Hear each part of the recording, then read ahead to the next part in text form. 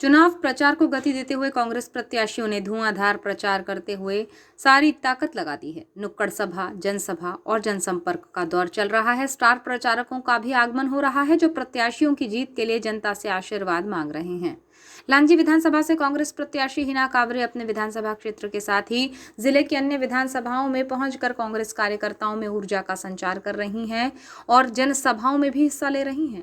इसी कड़ी में 10 नवंबर को हिना कांवरे ने वारासिवनी विधानसभा क्षेत्र के बुदबुदा नदी टोला में कांग्रेस प्रत्याशी विवेक विक्की पटेल के समर्थन में जनसभा ली और जनता से कांग्रेस की जीत के लिए आशीर्वाद मांगा।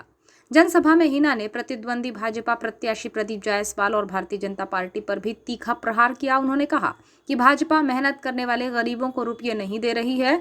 लाडली बहना योजना केवल उनके चुनावी फायदे के लिए है। चुनाव जीत जाने पर बहनों के खाते में रुपये डालने बंद कर दिए जाएंगे।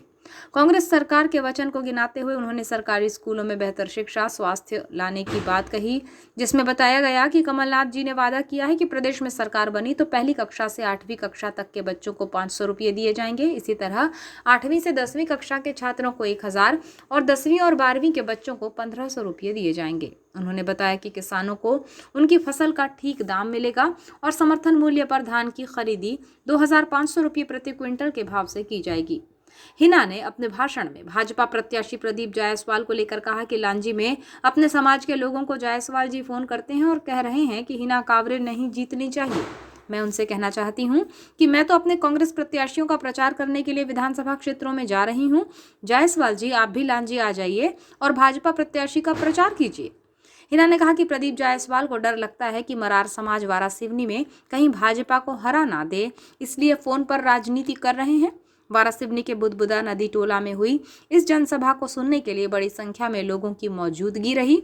इसके बाद थर्ड आई से संक्षिप्त चर्चा में हिना कांवरे ने लांजी में अपनी और जिले की सभी 6 विधानसभा सीटों पर कांग्रेस प्रत्याशियों की जीत का दावा किया। नमस्कार, हमारे साथ है लांजी विधानसभा क्षेत्र की कांग्रेस प्रत्याशी सुश्री हिना कांवरे, लेकिन कांग्रेस की कद्दावर नेता भी हैं और लगभग सभी 6 विधानसभा सीटों पर कांग्रेस को जिताने के लिए पूरे मन, कर्म और वचन से ये लगी हुई हैं। तो इन सभी 6 विधानसभा सीटों पर क्या कुछ रुझान सामने आ रहे हैं, किस तरह से तैयारियां हैं, आइए बात करते हैं। हिना जी, किस तरह से कांग्रेस मैदान में लगी हुई है? कांग्रेस पूरी मजबूती के साथ मैदान में लगी हुई है और आप देख रहे होंगे कि अभी मैं यहाँ पर आई हूँ। ये हमारा नदी टोला है बुदबुदा का। यहाँ पर अभी जबकि सबको मालूम है कि सब लोग धान कटाई में लगे हुए हैं, उसके बाद भी सारे लोग केवल थोड़ी सी देर के प्रचार में यहाँ हम सबको सुनने आए, कांग्रेस की सभा सुनने आए। ये मेरे लिए बहुत उत्साह की बात है कि आज सारे लोगों का दिमाग मध्य प्रदेश में कांग्रेस की सरकार लाने का है, इसलिए वो अपना समय निकाल कर, इतनी महत्वपूर्ण समय में से समय निकाल कर हमको सुनने आ रहे हैं। तो यही उत्साह बताता है कि कांग्रेस की जीत होगी। आप स्वयं लांजी विधानसभा क्षेत्र से उम्मीदवार हैं और लेकिन आज आप वारासिवनी विधानसभा क्षेत्र में विक्की पटेल जी के समर्थन में सभाएं ले रही हैं, तो लांजी की जीत के लिए आश्वस्त हैं आप पूर्णतः? लांजी की जनता बहुत समझदार है। उनको मालूम है कि हमारी दीदी चारों तरफ घूमकर मेहनत करेगी, उसका अल्टीमेटली फ़ायदा लांजी को ही मिलेगा।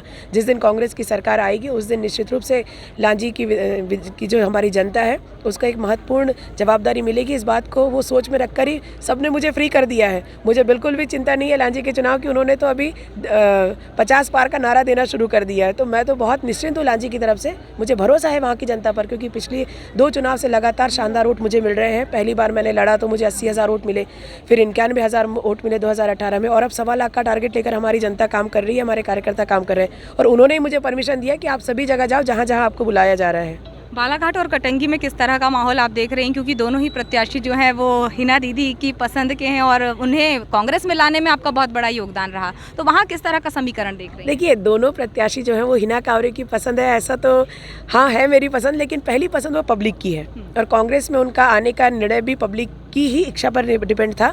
उनको टिकट भी कांग्रेस ने पब्लिक की मांग पे ही दिया है और चुनाव भी पब्लिक ही लड़ रही है, इसलिए वहाँ का माहौल बहुत शानदार है और उस माहौल का असर तो बाकी की पूरी 4 विधानसभा सीटों पर पड़ रहा है। आप देखना सभी सीटों पर जिस दिन कांग्रेस का रिजल्ट आएगा सबकी लीड में बढ़ोतरी निश्चित रूप से आपको दिखाई देगी। बहुत ही कद्दावर नेता हैं जो अपोजिशन पे खड़े हैं। गौरीशंकर बिसेन जी की बात करें, यहाँ प्रदीप जायसवाल जी की बात करें, उस तरफ गौरव जी को भी भाजपा ने मौका दिया कटंगी में, तो इन बड़े चेहरों को हराना किस तरह की रणनीति पर काम कर रही है कांग्रेस? मैं बड़ा चेहरा इसलिए नहीं मानती क्योंकि जब हम चुनाव में जाते हैं तो आपके जो पिछले कर्म होते हैं वो सामने आते हैं और मुझे विश्वास है कि जो माहौल बालाघाट में बना है वो इन नेताओं को भली भांति जानते हैं। उसके बावजूद यदि ये माहौल बन रहा है तो फिर मैं कह सकती हूँ कि ये माहौल तो जनता ने बनाया और जनता ही चुनाव जिताएगी। अब की बार कितने पार कांग्रेस? अब की बार कितने पार का तो बात ही नहीं है, हमारे नेता राहुल गांधी जी ने कह दिया 150 पार, तो मतलब 150 पार। बहुत धन्यवाद। शुभकामनाएं, बहुत शुभकामनाएं।